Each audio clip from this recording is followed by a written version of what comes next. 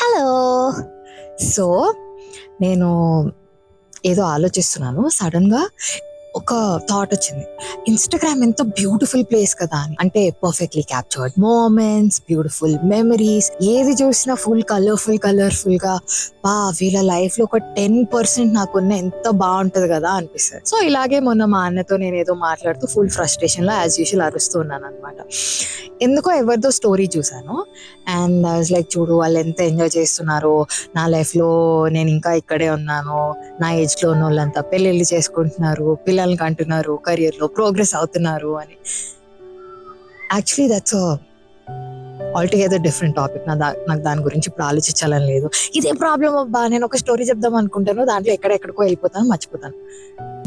ఇలా ర్యాంట్ చేస్తూ మా అన్న అన్నాడు అనమాట, అసలు నీకు ఇదెందుకు గుర్తొచ్చింది అంటే నేను చెప్పా అప్పుడు ఇట్లా ఒకవేళ ఇన్స్టాగ్రామ్ స్టోరీ చూసాను అది ఇది అంటే, మా అన్న సడన్ గా యాక్చువల్లీ నువ్వు నాకు తెలియకపోయి ఉంటే నేను కూడా నీ లైఫ్ చాలా అమేజింగ్ గా ఉంది అని అనుకుంటాను అంటే. నేను అన్న అసలు నువ్వెలా వస్తావు ఆ కన్క్లూజన్ కి అంటే, సేమ్ నువ్వు వచ్చినట్టే నీ ఫీడ్ చూసి అని. కొంచెం క్యూరియాసిటీ గా the better of me, and నేను వెంటనే నా ఇన్స్టా ఫీడ్ ఓపెన్ చేసుకొని చూస్తే హీ వాజ్ రైట్.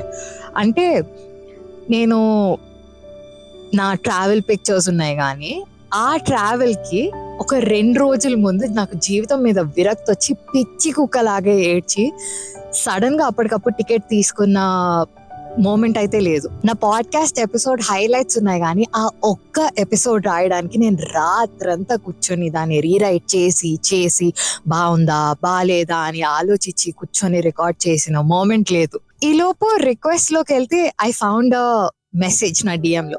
ఓపెన్ చేసి చూస్తే I really love your friends group, మీరంతా కలిసి భలే ఉంటారు అంటే నవ్వుకున్నా. It actually made me smile because that is true, I love my friends to death. కానీ what everyone doesn't know is the missed calls, the time difference that seems like a hurdle every single time I want to be a part of that video call whenever they meet.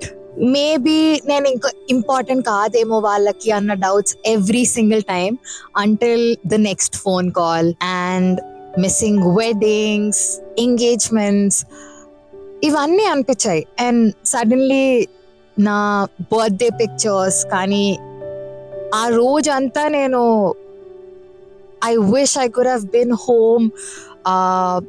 అక్కడైతే నా friends ఉంటారు, అక్కడైతే మా ఇంట్లో వాళ్ళు ఉంటారు, అదేమీ లేదు. It's just me cutting the cake and posing and looking 3D and all those things.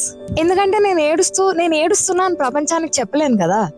ఇన్ని నా ఫీడ్ లోనే ఉన్నప్పుడు వేరే వాళ్ళ ఫీడ్ లో కూడా అంతే కదా. ఇంకా చాలా ఉంటాయి యాక్చువల్లీ. అంటే హ్యాపీగా ఉన్నవే పెడతారు కదా, those are the moments that you want to revisit.